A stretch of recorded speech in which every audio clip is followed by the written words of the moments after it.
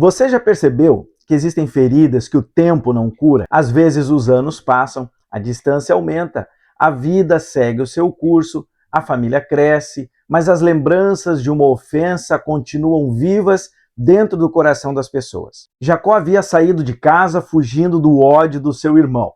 Anos depois, ele volta, agora casado, com filhos, servos e servas, muitas riquezas e animais. Mas ainda assim carregava uma pendência antiga. Ele precisava encarar seu irmão Esaú. Jacó passou por anos esperando uma vingança sangrenta do seu irmão Esaú. Mas quando os dois finalmente ficaram frente a frente, o inesperado aconteceu, que tinha tudo para literalmente ser uma guerra, acabou se transformando em um dos abraços mais emocionantes de toda a narrativa bíblica. Essa lição vai nos mostrar que ninguém amadurece espiritualmente enquanto foge das consequências dos seus erros. E olha que interessante isso que eu quero dizer para você. Jacó havia se encontrado com Deus no Val do Jaboque. Existem encontros com Deus que nos levam inevitavelmente ao encontro com outras pessoas, porque Deus cura o coração, mas também nos chama a reparar os caminhos quebrados. E foi isso que aconteceu nesse ponto da vida de Jacó. A paz do Senhor, meus irmãos, eu sou o pastor Eliezer Nunes. Seja bem-vindo ao meu canal. Nós estamos aqui toda semana estudando juntos as lições da Escola Bíblica Dominical de jovens e também de adultos, trazendo sempre o ensino bíblico e teológico com profundidade e uma aplicação prática para a nossa vida. Por isso, antes de continuarmos, quero te pedir que você já deixe o seu like. Se ainda não é inscrito no canal, se inscreva, compartilhe este vídeo com mais alguém, porque isso nos ajuda a divulgar este conteúdo para que mais irmãos tenham acesso aos nossos estudos da Palavra de Deus. Lembrando que esse conteúdo também está disponível lá no Spotify, basta apenas você pesquisar por EBD com o pastor Eliezer Nunes, e aí você vai poder acompanhar em formato de podcast em todos os momentos do seu dia a dia, clicando nesse QR Code que aparece na tela ou no link que eu vou deixar fixado no primeiro comentário aqui embaixo. Você vai ter acesso à apresentação de slides que eu preparei especialmente para complementar seus estudos e para você que é professor da escola dominical também poder estar utilizando nas suas aulas, e você vai ter acesso a tudo isso gratuitamente. Dito isso, vem comigo para a lição de número 12 do segundo trimestre de 2026, que tem como tema a reconciliação de Jacó com Esaú. Essa lição ela é muito necessária porque ela trata de família, mágoas, perdão, humildade e principalmente reconciliação. Na lição de hoje nós temos estes objetivos: exemplificar que Jacó e Esaú tinham sérios conflitos, mostrar sobre o encontro de Jacó com Esaú e saber que mesmo depois do encontro com seu irmão, Jacó seguiu o seu caminho. Vamos então ao nosso texto áureo. Então Esaú correu-lhe ao encontro e abraçou-o e lançou-se sobre o seu pescoço e o beijou, e choraram. Gênesis 33:4. A nossa verdade prática. Em Deus, sempre há possibilidade de perdão e reconciliação.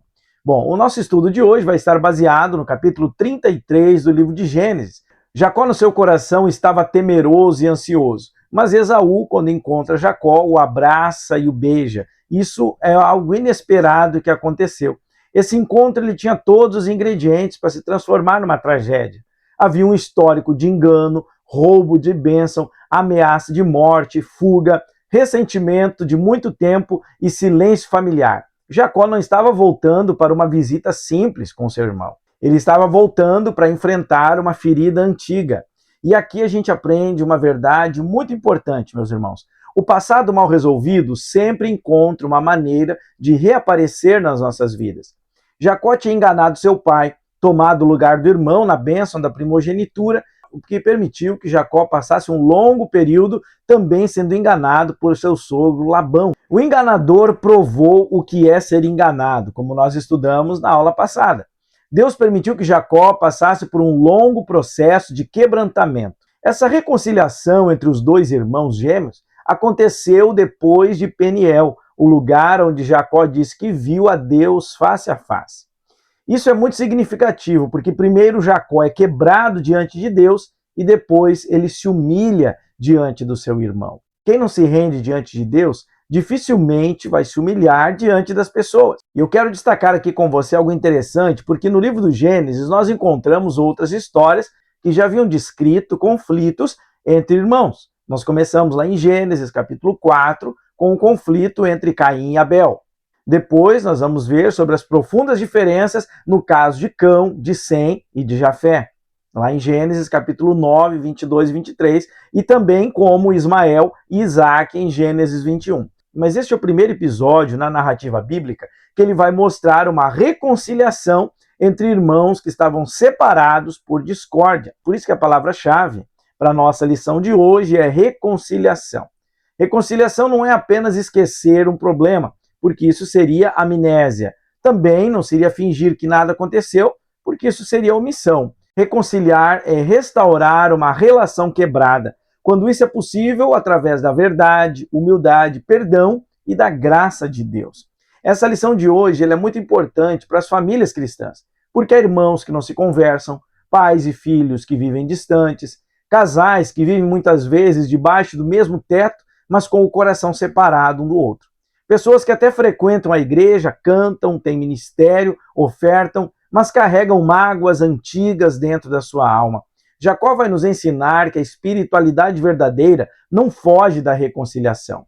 Quem foi alcançado pela graça também deve se tornar um instrumento de graça na vida das outras pessoas. Vamos ver então como cada um dos personagens chega neste encontro muito interessante. Primeiro tópico, então, da nossa lição, irmãos em conflito.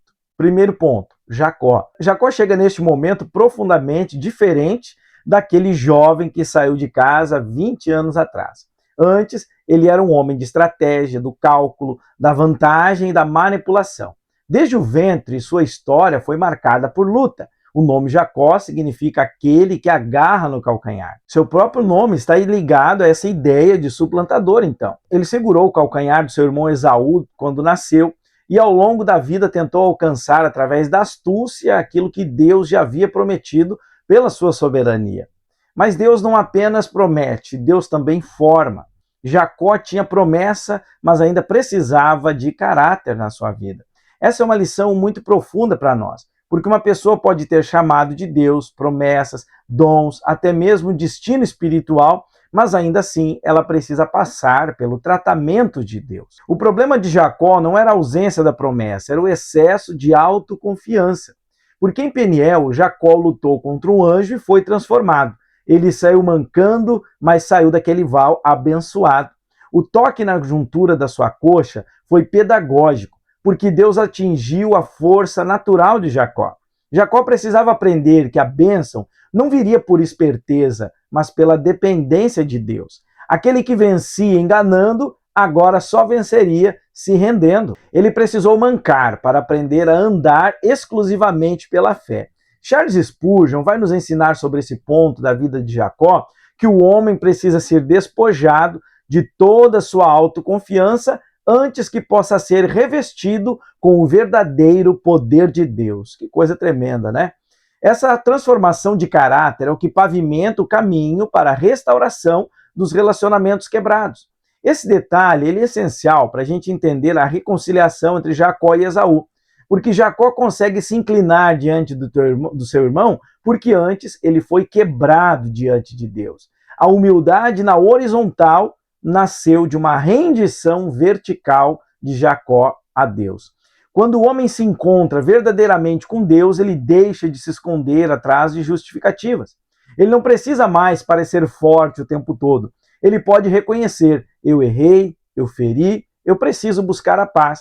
A vida cristã passa por esse processo. Há pessoas que querem a bênção, mas não querem transformação nas suas vidas. Querem vitória, mas não querem quebrantamento. Eles querem que Deus resolva os seus conflitos, mas não permitem que Deus trate primeiro do seu orgulho. Jacó vai nos ensinar que a maior vitória não foi sobreviver ao encontro com Esaú, mas foi chegar naquele encontro transformado. Ele estava preparado para o que quer que acontecesse, porque sabia que Deus estava com ele. O texto da lição vai afirmar para a gente que Jacó compreendeu que a sua vida e o seu sucesso dependiam somente do Senhor. E isso é algo central nessa nossa aula de hoje, porque durante muito tempo Jacó conduziu a sua vida com as suas próprias mãos. Ele enviou um grande presente para seu irmão, como você pode ver aí nessa imagem. Olha só quantos animais ele ofereceu de presente para seu irmão Esaú, o que na época valia muito, embora tudo isso fosse uma parte mínima da riqueza de Jacó. Agora vem para cá. Jacó entendeu que tudo que ele tinha veio da graça de Deus. Quando Esaú pergunta quem são essas mulheres e essas crianças, Jacó respondeu: são os filhos que Deus graciosamente tem dado a teu servo. Essa frase mostra um Jacó diferente. Ele não fala como dono absoluto da sua história, mas sim como alguém que reconheceu a generosidade divina em todas as áreas da vida. Aqui a gente tem uma aplicação prática. Muitos conflitos familiares só vão ser tratados quando nós deixarmos Deus tratar primeiro o nosso caráter. Não adianta procurarmos reconciliação com soberba, ironia, exigência ou espírito de superioridade. Jacó nos ensinou ao ir ao encontro do outro com humildade, porque o caminho da paz começa quando nós paramos de defender a nossa imagem e deixamos que Deus forme em nós um coração quebrantado, como Davi orava no Salmo 51. Cria em mim, ó Deus, um coração puro e renova em mim um espírito reto. Nós não lutamos fisicamente com anjos, mas travamos todos os dias batalhas espirituais por meio da oração persistente, do jejum, da nossa adoração genuína. A transformação de uma família ou a resolução de uma crise relacional, ela começa quando nós dobramos os nossos joelhos e permitimos que o Espírito Santo mude primeiramente o nosso coração. Segundo tópico da nossa lição vai falar sobre Esaú, como que ele chega agora diante desse encontro com Jacó. Esaú é uma figura complexa. Ele não foi apenas vítima da astúcia de Jacó, ele também fez as suas escolhas erradas. O texto bíblico vai mostrar que Esaú desprezou a sua primogenitura, trocando ela por um prato de lentilhas.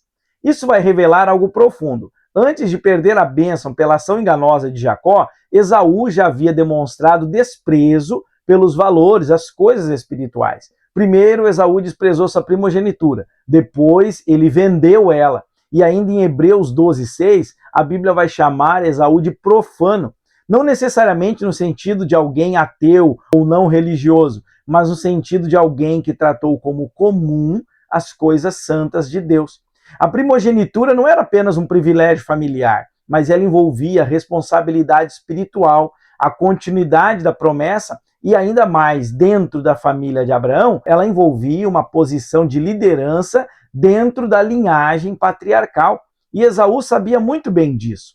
Esaú olhou para aquilo com olhos de imediatismo. Ele trocou o futuro por um alívio momentâneo. Esse é um grande perigo espiritual. O imediatismo continua destruindo pessoas.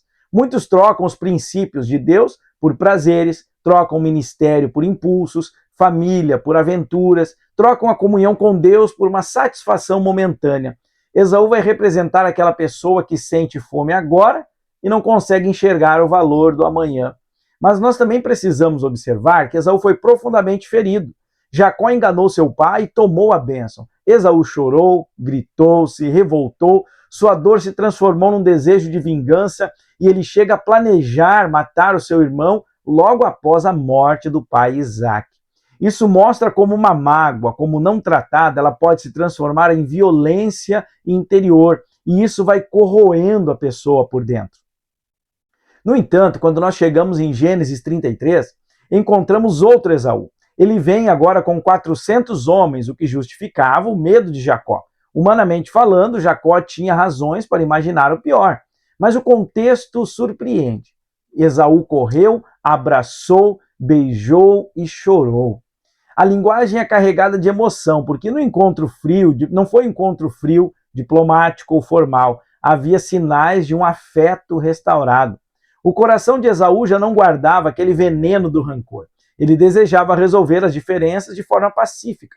É fundamental a gente ressaltar aqui a atitude amistosa e desarmada de Esaú.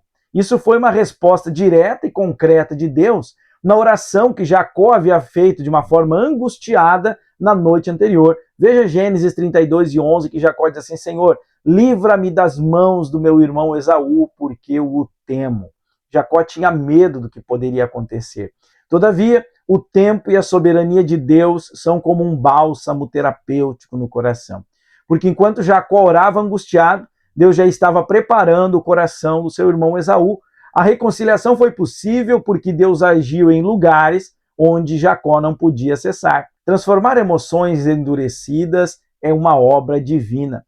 O tempo sozinho nem sempre cura. Há pessoas que acabam ficando mais amargas conforme o tempo passa. Mas quando Deus toca o coração das pessoas, a ira perde a força, a vingança é desarmada e o abraço então se torna possível. Esaú não aparece aqui como um modelo completo de espiritualidade, mas a atitude dele nesse encontro revela que Deus pode conter a violência, pode quebrantar ressentimentos e abrir caminhos de paz. E aqui deixo uma aplicação prática para a nossa vida. Nós não devemos desistir de orar pelas pessoas difíceis. Um coração que hoje está fechado pode ser trabalhado por Deus.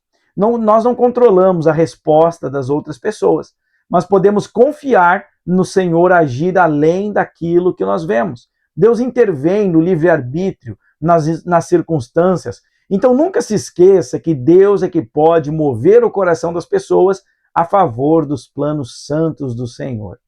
A reconciliação entre Jacó e Esaú nos lembra que Deus é poderoso para transformar tanto o ofensor quanto aquele que é ofendido.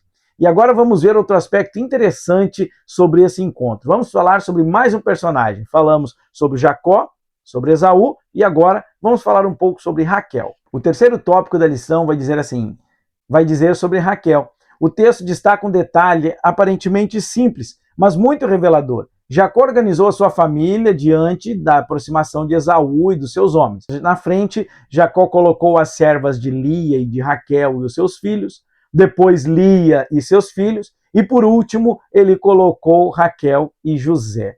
Essa organização mostra que mesmo depois de ter sido transformado, Jacó ainda carregava marcas de favoritismo. Aqui a gente precisa observar com cuidado. Veja bem, Jacó havia crescido numa casa marcada por predileção dos pais. O pai Isaque amava Esaú, a mãe Rebeca amava Jacó. E pessoas que crescem dentro de um ambiente desses, de comparação, eles podem continuar comparando seus filhos. A graça de Deus transforma, mas o processo de cura também envolve reconhecer que há padrões que foram herdados. Raquel era a esposa amada de Jacó. José era o filho dessa mulher. Jacó coloca eles por último, provavelmente com uma tentativa de protegê-los, mas essa atitude comunicava algo para as outras pessoas da comitiva de Jacó. Significava que Raquel e seu filho eram mais preciosos. Não é difícil da gente imaginar o impacto emocional disso sobre os outros filhos de Jacó. Tanto é verdade que mais tarde na história de José, nós vamos ver como esse favoritismo que foi alimentado ali gerou inveja, ciúme, ódio entre os irmãos que acabaram vendendo José como escravo. Isso nos ensina a não romantizarmos as famílias bíblicas. A Bíblia mostra os patriarcas com realismo, não como personagens perfeitos, mas como pessoas que foram alcançadas por Deus, mesmo em meio às suas fraquezas. Teologicamente, esse ponto nos lembra que a santificação é progressiva. Jacó havia sido tocado por Deus, teve seu nome mudado por Deus, mas ainda precisava amadurecer em muitas áreas da sua vida. O encontro profundo com Deus não significa que todos os hábitos, vícios emocionais ou padrões familiares desaparecem instantaneamente. O Senhor começa uma obra, mas essa obra precisa ter continuidade. E aqui a gente tem uma aplicação prática para a nossa vida, porque nós, como pais, também líderes, precisamos vigiar contra os favoritismos. A predileção pode parecer pequena no presente, mas isso é percebido pelas pessoas e pode ser uma semente perigosa no futuro. Filhos percebem olhares, prioridades, elogios, comparações e tratamentos diferentes. Uma casa saudável precisa de justiça, afeto equilibrado e sabedoria espiritual. Jacó vai nos ensinar que Deus pode estar tratando em uma área da nossa vida, enquanto outra ainda precisa ser confrontada. Ele já não era mais o mesmo homem de antes, mas ainda precisava aprender a construir uma família sem repetir os erros que destruíram a paz dentro da casa do seu pai, Isaque. Agora vem comigo para a segunda parte, para nós analisarmos como foi esse encontro mais a fundo. Vamos lá. Segundo item da lição vai dizer o encontro entre Jacó e Esaú. Primeiro, Deus entra em ação. Depois de uma noite inesquecível em Peniel, no Vale de Jaboque, Jacó finalmente se aproxima do momento que ele havia mais temido durante 20 anos. O homem que antes fugiu agora precisou encarar seu passado de frente. Tem algo espiritual acontecendo nessa transição aqui. porque durante muito tempo Jacó acreditou que o seu maior problema fosse Esaú, a fúria do seu irmão, ou até o exército que agora estava vindo ao seu encontro. Mas aquela noite no Val de Jaboque, o lugar que Jacó chamou de Peniel, Jacó descobriu que o seu maior problema não estava diante dele, estava dentro dele. Muitas vezes nós agimos da mesma forma em nossas crises cotidianas e pensamos que o nosso problema é o chefe difícil, o cônjuge incompreensivo, um irmão da igreja, um familiar complexo ou alguém que nos feriu no passado. Entretanto, Deus frequentemente usa esses conflitos externos como um espelho para expor áreas do nosso próprio coração que precisam ser tratadas e transformadas por Deus. Antes de Deus resolver a situação ao redor de Jacó, Deus precisava resolver algo dentro de Jacó. Muitas vezes queremos que Deus mude o outro, mas é em nós que essa mudança deve começar. Essa é uma chave de libertação. A nossa oração não deve ser para que Deus desarme apenas os nossos Esaús, mas para que ele também cure o nosso próprio caráter.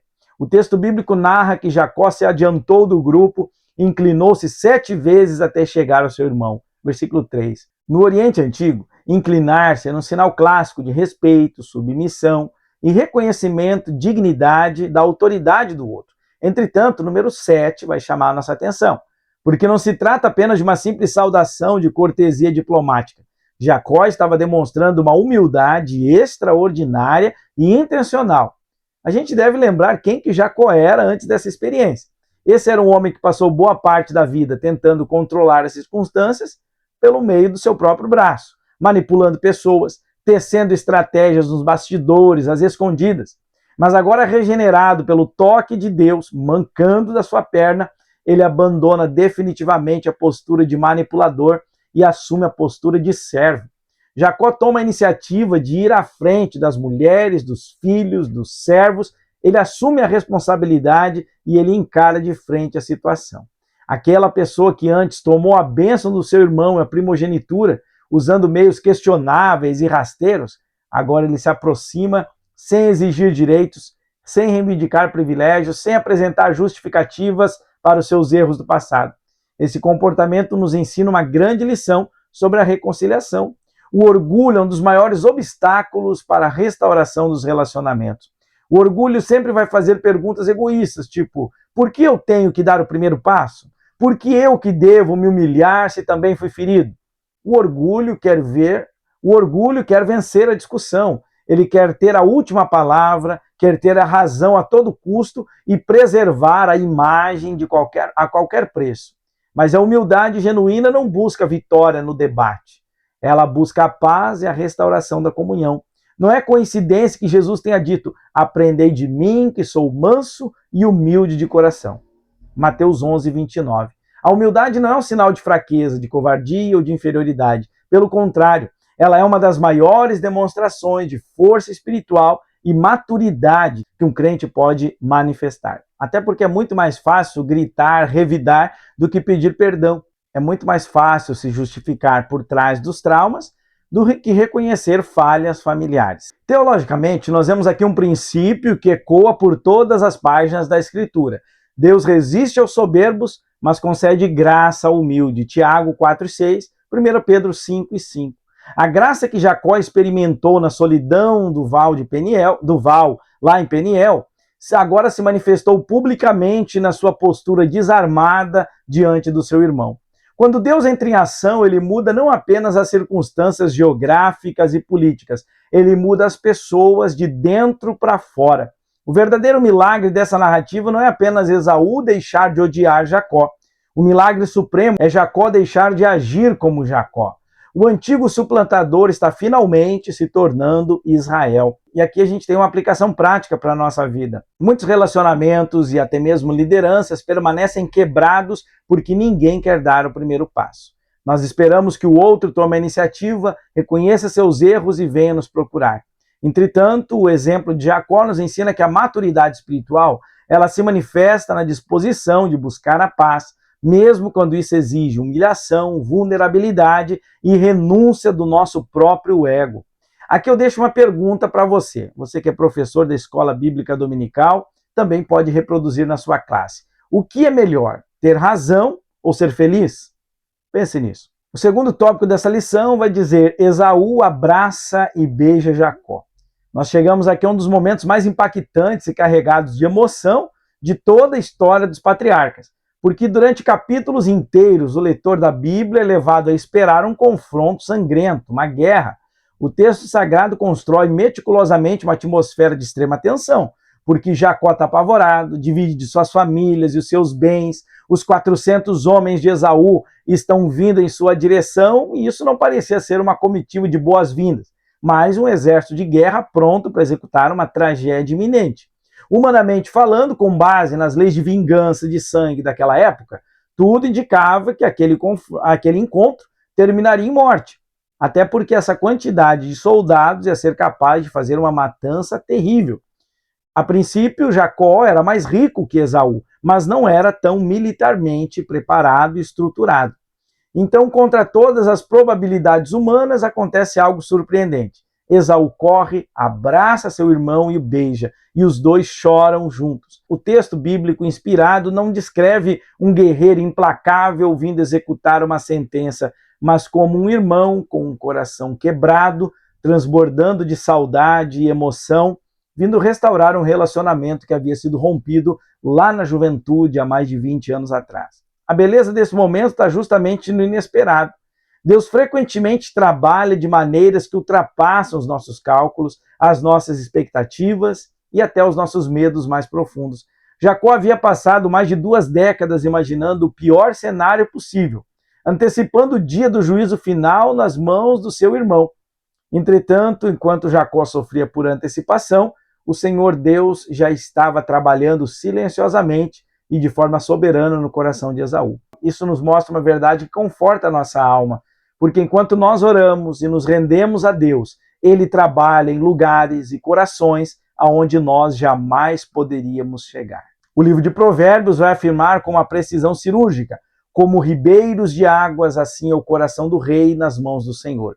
Este o dirige para onde quer. Provérbios 21:1. Se o Senhor Deus pode soberanamente dirigir o coração de reis poderosos e de impérios inteiros, Ele também tem o poder para tocar e amaciar o coração de irmãos afastados, filhos pródigos, pais magoados, cônjuges endurecidos e até mesmo amigos do passado.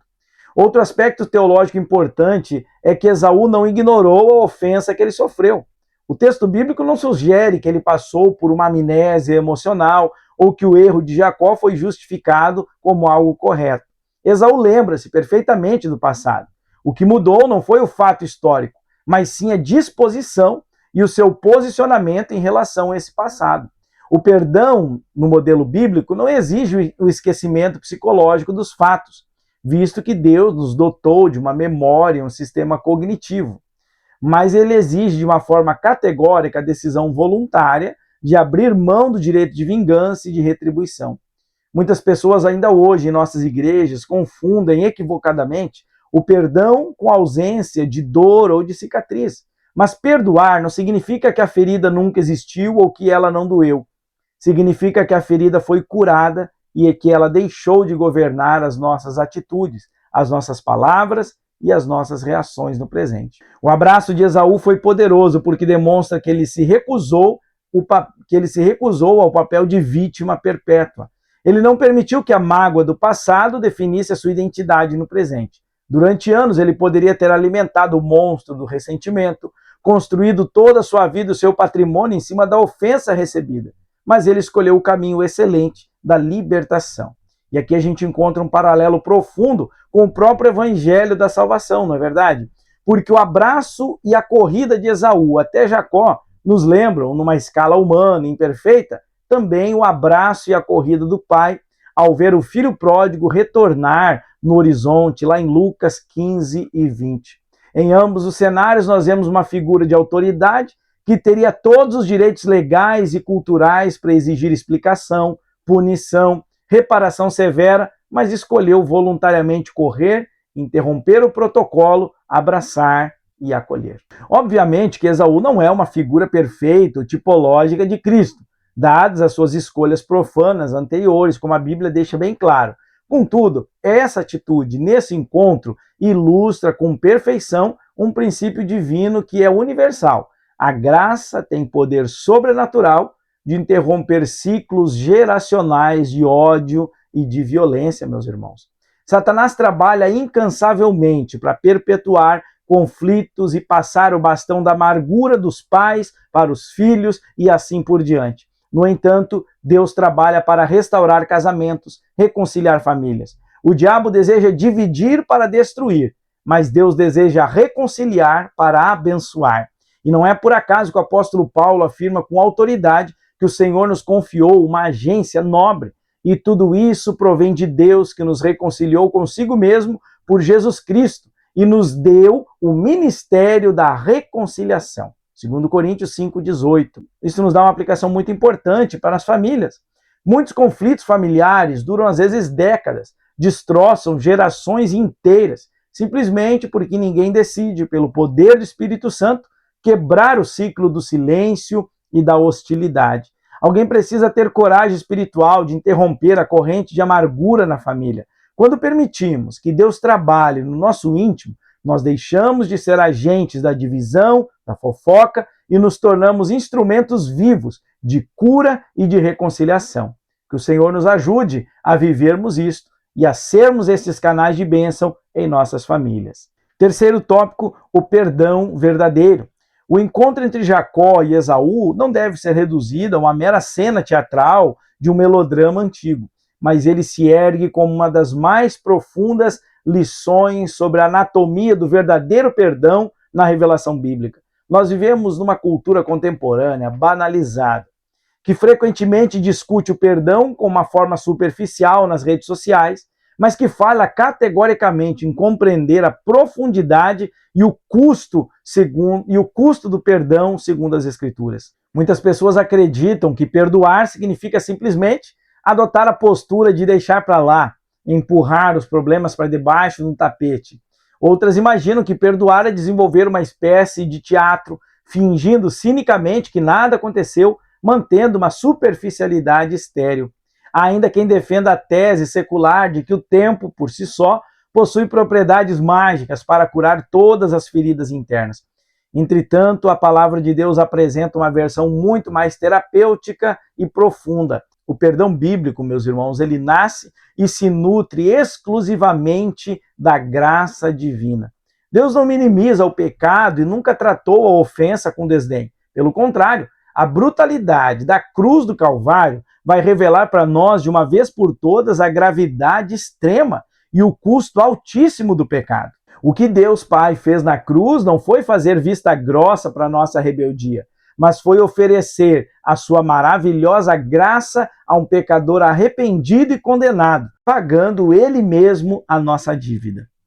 Da mesma forma, o perdão humano não consiste em camuflar ou negar a existência da ofensa, mas sim na decisão espiritual de não reter a dívida do outro e de decidir não viver aprisionado às algemas daquele erro.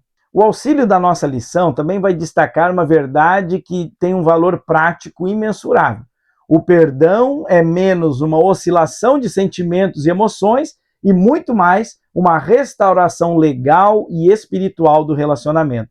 E isso é extremamente libertador para a igreja hoje, você sabia? Porque muitas pessoas passam anos amarguradas porque estão esperando passivamente sentir vontade ou ter um sentimento caloroso de amor para liberarem o perdão. Mas o modelo que a Bíblia nos apresenta mostra o perdão não como um sentimento que nos assalta de repente, mas ele é uma decisão resoluta da nossa vontade diante da soberania de Deus. As nossas emoções são tipicamente lentas e podem demorar semanas, meses ou anos para acompanhar essa decisão, sem serem totalmente curadas. Entretanto, a escolha de obedecer ao mandamento divino deve vir sempre em primeiro lugar. Observe também que Jacó não ficou recluso na sua tenda, apenas teorizando ou tendo pensamentos positivos sobre como seria a reconciliação com seu irmão. Ele traduziu essa metanoia, ou seja, essa mudança de pensamento, em atitudes práticas e concretas. Ele tomou a iniciativa de se aproximar fisicamente do irmão, vencendo o medo. Ele demonstrou uma humildade pública através dos seus gestos corporais. Ele falou com respeito absoluto, chamando Esaú de meu senhor. E ele ainda ofereceu presentes generosos das suas próprias posses, como uma restituição e sinal de paz. Ou seja, ele buscou de todas as formas restaurar os pontos de contato daquela relação. Tem um detalhe belíssimo que muitas vezes passa ainda despercebido. Quando Jacó insiste para que Esaú aceite o presente, ele declara: tenho visto o teu rosto como se tivesse visto o rosto de Deus. Está lá em Gênesis 33:10. A declaração é profunda porque poucas horas antes, Jacó havia estado em Peniel, o lugar onde viu Deus e teve sua vida transformada. Agora, reconciliado com seu irmão, ele percebe que o mesmo Deus que encontrou ele lá naquele vale também era o Deus que estava agindo através daquele abraço restaurador com Esaú. É como se Jacó estivesse dizendo assim: depois que eu me reconciliei com Deus, eu consigo enxergar o meu irmão de maneira diferente. E aqui a gente tem uma importante lição espiritual, porque quem experimenta verdadeiramente a graça de Deus pode ser um instrumento dessa graça nos seus relacionamentos humanos. Nós não podemos afirmar que amamos a Deus e permanecer indiferentes diante da restauração dos relacionamentos que Ele deseja curar. O Senhor Jesus Cristo ensina rigorosamente o mesmo princípio no Evangelho de Mateus. Se estivesses apresentando a tua oferta no altar e ali te lembrares que teu irmão tem alguma coisa contra ti, deixa ali a tua oferta diante do altar. Vai reconciliar-te primeiro com teu irmão e depois vem e apresenta a tua oferta. Mateus 5, 23 e 24. Sob uma perspectiva da história da redenção, a reconciliação entre Jacó e Esaú cumpre um propósito muito maior do que esse bem-estar emocional entre os irmãos. Ela protegeu e preservou a integridade da própria promessa messiânica e do plano de salvação. Você já pensou nisso? Porque o adversário das nossas almas, Satanás, ele desejava ardentemente destruir a linhagem messiânica da promessa por meio daquele conflito entre aqueles irmãos. Porque se Esaú, na sua fúria, matasse Jacó e a sua descendência ali no deserto, haveria uma interrupção catastrófica na história da redenção, da qual não nasceriam as 12 tribos. Posteriormente, não haveria Davi, não haveria Messias. No entanto, o Deus soberano interveio na história para blindar o seu plano eterno. Isso nos acorda por uma realidade espiritual. Os nossos conflitos familiares, até as divisões no casamento, as contendas no ambiente da igreja local, não são apenas problemas psicológicos, temperamentais ou de compatibilidade de gênios, mas eles têm implicações e desdobramentos espirituais profundos que nós nem imaginamos. O inimigo sabe perfeitamente que famílias divididas e destruídas geram traumas que neutralizam ministérios, problemas no casamento que inclusive bloqueiam a eficácia das orações, como está lá em 1 Pedro 3 e 7, e ainda afastam uma nova geração de jovens, adolescentes e crianças do caminho do Senhor. Por essa razão, as forças das trevas trabalham dioturnamente, alimentando o orgulho, atiçando o ressentimento, estimulando a cultura do revanche até mesmo no nosso meio. Mas a boa notícia do Evangelho é que a maravilhosa graça de Deus é infinitamente maior do que qualquer disfunção familiar ou obra maligna. Amém? A reconciliação gloriosa entre esses dois irmãos patriarcas é a prova viva de que Deus é um especialista supremo em pegar histórias que os terapeutas humanos e a sociedade declararam já como falidas, irreparáveis e perdidas e transformar elas em monumentos de restauração. O encontro que tinha todos os elementos para terminar num banho de sangue, numa tragédia nacional, terminou com lágrimas de cura, abraço de paz e ainda um altar de adoração. A história inspirada de Jacó e Esaú se levanta como um farol de esperança para nós, porque enquanto houver sopro de vida e espaço para a soberana graça de Deus operar, nós nunca devemos declarar uma situação ou uma família como definitivamente perdida. O perdão pode não ter o poder de alterar o que foi feito no passado, mas ele possui o poder outorgado por Deus de reconfigurar o que acontece no futuro. Terceiro tópico da lição: a família de Jacó segue o seu caminho. Os irmãos se separam. Depois do emocionante encontro entre Jacó e Esaú, o texto bíblico nos apresenta um detalhe que na primeira vista pode parecer estranho ou até um anticlímax. Depois de lágrimas sinceras, um abraço apertado, perdão liberado e uma reconciliação pública. Ali, cada um seguiu o seu caminho independente. Esaú retornou para as terras de Seir, enquanto Jacó seguiu com sua caravana em direção a Sucote, versículos 16 e 17 de Gênesis 33. Muitas pessoas, até em nossas igrejas, possuem uma compreensão equivocada e romantizada sobre o que significa reconciliação.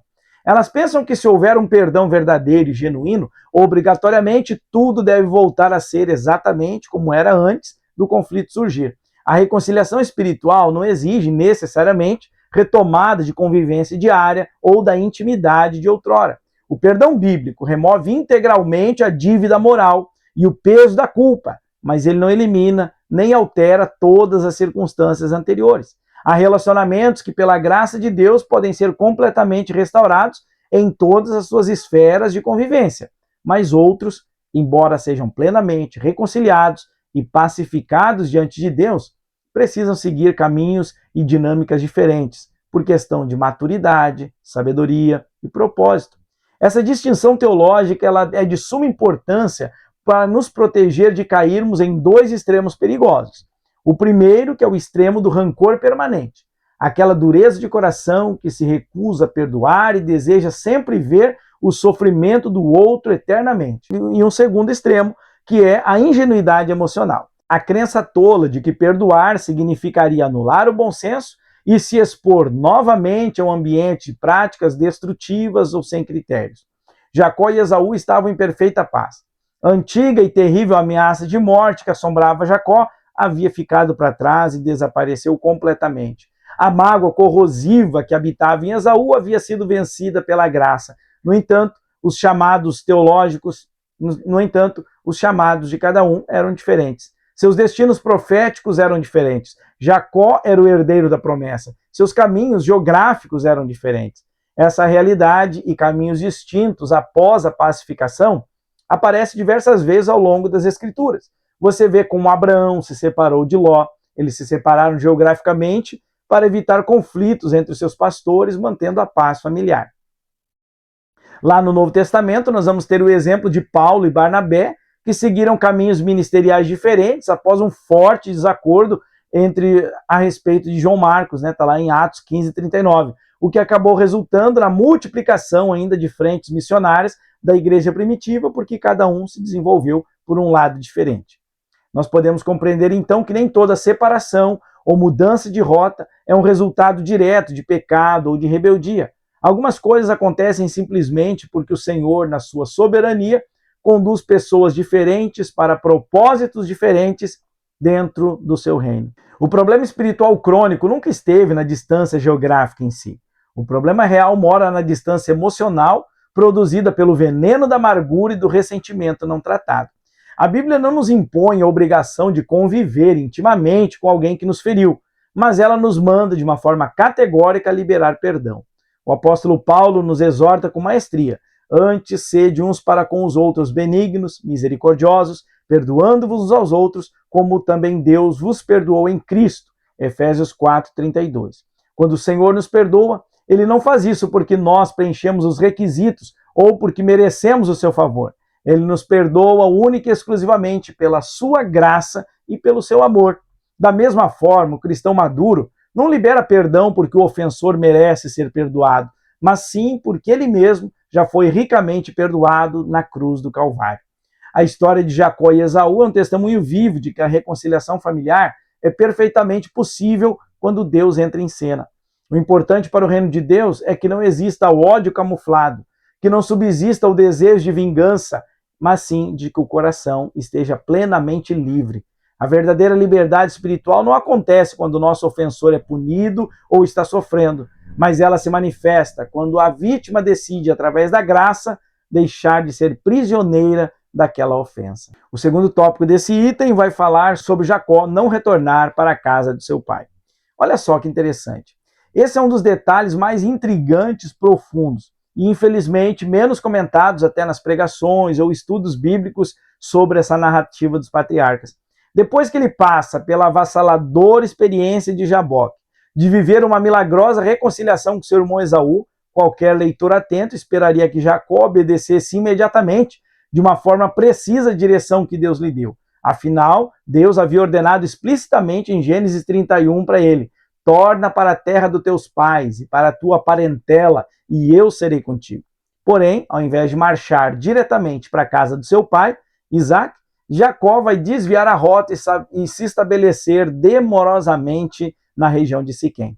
À primeira vista, essa parada pode parecer apenas um detalhe geográfico irrelevante, mas no plano espiritual ela carrega uma advertência para nós, porque a Bíblia mostra repetidamente, sem qualquer filtro, que mesmo os maiores homens de Deus, aqueles que receberam promessas e viveram milagres, continuam perfeitamente sujeitos a erros, falhas e momentos de negligência. Esse é, inclusive, um dos motivos pelos quais as Escrituras Sagradas possuem tanta credibilidade histórica e teológica, porque elas nunca transformaram seus heróis em personagens mitológicos ou perfeitos. Elas registram as suas virtudes com justiça, mas também expõem as suas fraquezas com muita transparência. Jacó tinha amadurecido muito na sua jornada. O seu caráter foi transformado, o seu relacionamento com o irmão foi restaurado, mas ele ainda não era um homem perfeito. Isso nos mostra a verdade de um valor inestimável sobre a doutrina da santificação. A transformação espiritual que é operada pelo Espírito Santo na vida do crente, ela é real, mas o processo e amadurecimento é progressivo e diário na nossa vida. Muitas vezes nós alimentamos a ilusão mística de que uma única e grande experiência com Deus, como um batismo no Espírito Santo ou um renovo espiritual, vai eliminar de uma forma instantânea e mágica todas as nossas falhas de caráter e nossas tendências carnais. No entanto, o padrão bíblico revela que Deus vai trabalhar na nossa formação ao longo de toda a nossa caminhada terrena. Abraão, por exemplo, teve momentos de fé extraordinária ao ponto de chegar a oferecer seu filho, mas também teve momentos de medo onde mentiu sobre a sua esposa. Moisés falava com Deus face a face como um amigo, mas em um momento ele agiu impulsivamente e acabou ferindo a rocha em Meribá. Davi foi qualificado pelo próprio Deus como um homem segundo o seu coração, mas caiu gravemente em adultério e homicídio. Pedro, debaixo de revelação divina, confessou que Jesus era o Cristo, mas poucas semanas depois o negou por 3 vezes.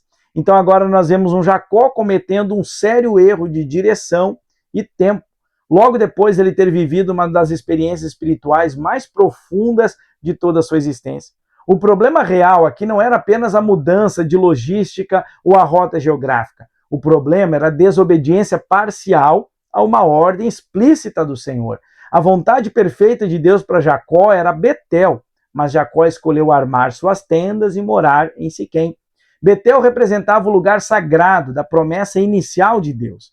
Betel representava o lugar do genuíno encontro com o Deus no céu. Betel representava para Jacó o lugar onde ele havia feito votos de consagração a Deus.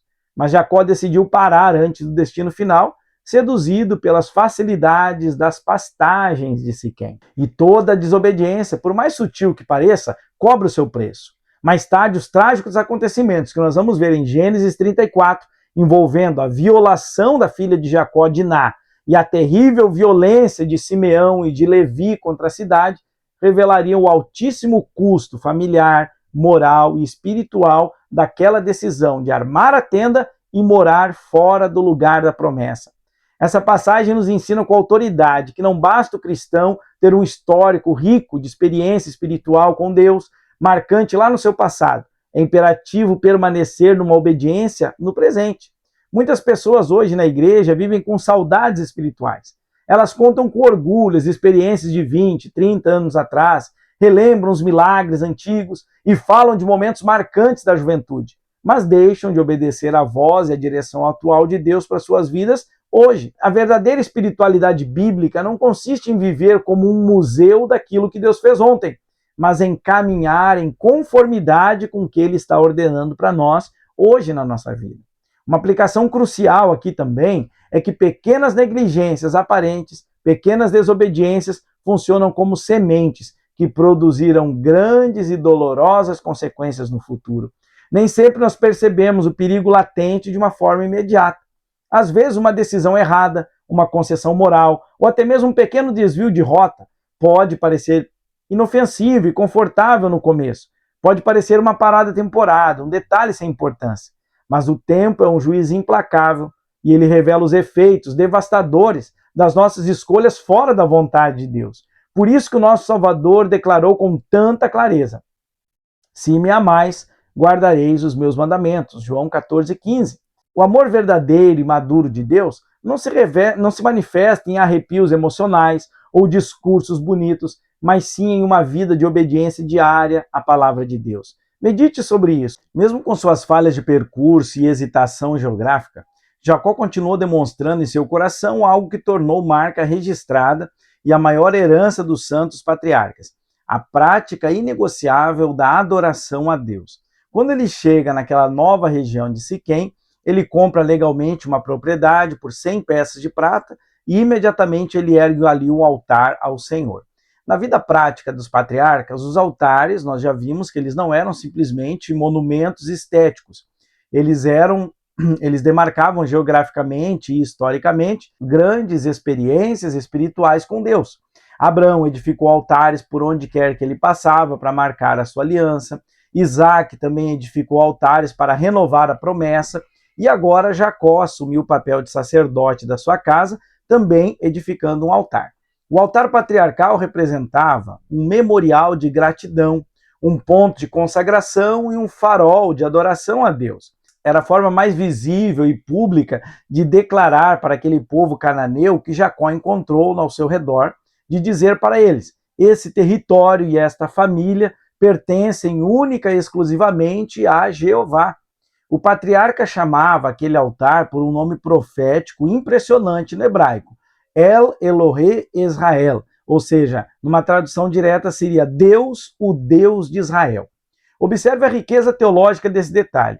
Pela primeira vez na história da Bíblia, Jacó utiliza de uma forma prática e litúrgica o novo nome que ele recebeu pelo anjo de Deus lá no Vale de Jaboque. Isso é muito significativo, porque em Peniel ele deixou de ser legalmente Jacó, o suplantador, para tornar-se Israel, aquele que luta com Deus e prevalece.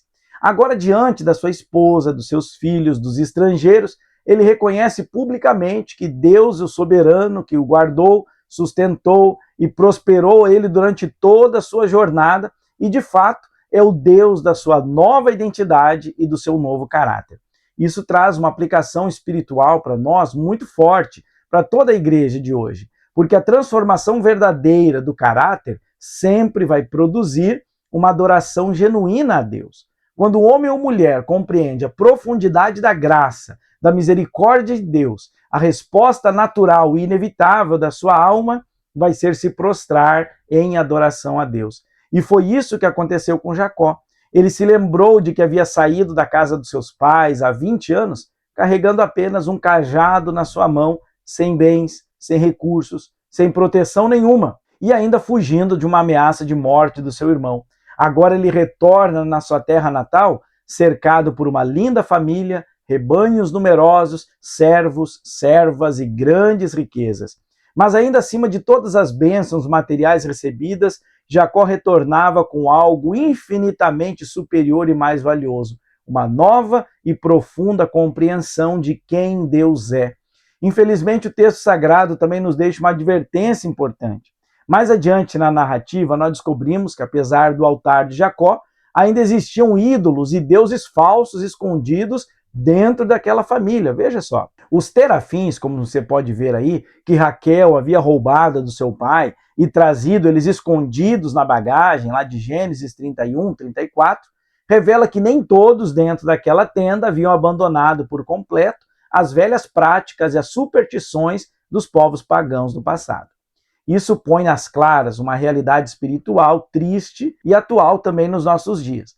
É perfeitamente possível para um líder ou pais piedosos erguerem altares públicos para Deus, seja na igreja, e ainda assim permanecer que ídolos de estimação permaneçam escondidos nos quartos da sua própria casa. Veja bem, os ídolos modernos do século XXI raramente possuem a forma física daquelas estatuetas de madeira, de barro ou de metal, como os terafins que você viu ali da época de Jacó e de Raquel. Hoje, eles assumem a forma de dinheiro, ganância desenfreada, carteira profissional acima da família e do reino, entretenimento alienante, frívolo ou até pornografia digital, obsessão por likes, aprovação nas redes sociais, fama, sucesso humano, status e ostentação e a busca doentia por conforto ou reconhecimento. Tudo isso que ocuparam um lugar de primazia atenção e devoção que pertence exclusivamente ao Deus Altíssimo,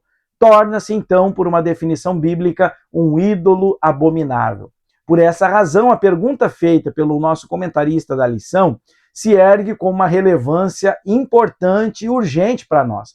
Quais altares estão sendo verdadeiramente levantados em nossas famílias?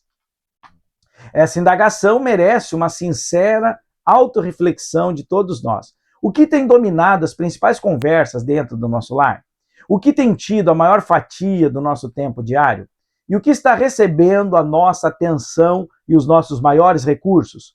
Interessante nós pensarmos o que de fato está controlando as nossas reações e emoções. O que está ocupando na prática o nosso primeiro lugar quando acordamos na nossa casa? O altar que edificamos no dia a dia sempre vai revelar, sem mentiras, aquilo que nós realmente adoramos. Mais tarde, quando Jacó finalmente despertou da sua letargia espiritual em Siquém e ele decidiu subir para Betel, ele vai exercer sua autoridade espiritual de forma firme, exigindo que todos os seus familiares removam, sem exceção, os deuses estranhos, troquem as suas vestes e se purifiquem diante do Senhor. Vai estar lá em Gênesis 35:2. O homem que no passado conviveu de forma conivente com os ídolos em casa, agora assumiu o papel de líder espiritual e conduziu a sua família em direção à santidade e à pureza. Esse deve ser o alvo final e o coroamento da nossa caminhada com Cristo. Não apenas experimentar arrepios ou visitas ocasionais de Deus em cultos isolados, mas assumir o sacerdócio do nosso lar para conduzir a nossa preciosa família na adoração bíblica verdadeira e transformadora. Vamos à nossa conclusão de hoje? As famílias de Abraão, Isaque e Jacó enfrentaram muitos desafios e dificuldades. Os conflitos familiares ocorridos na casa de Isaque, posteriormente na casa de Jacó, são consequências da queda. Os relacionamentos, em especial os familiares, desde o início da criação, foram afetados por sentimentos de disputa, ódio e inveja. Satanás procura explorar esses sentimentos negativos, estimulando as contendas, vingança e separação. Que Deus nos ajude a perdoar como o Senhor perdoou. Muito obrigado por ter ficado comigo aqui até o final deste vídeo.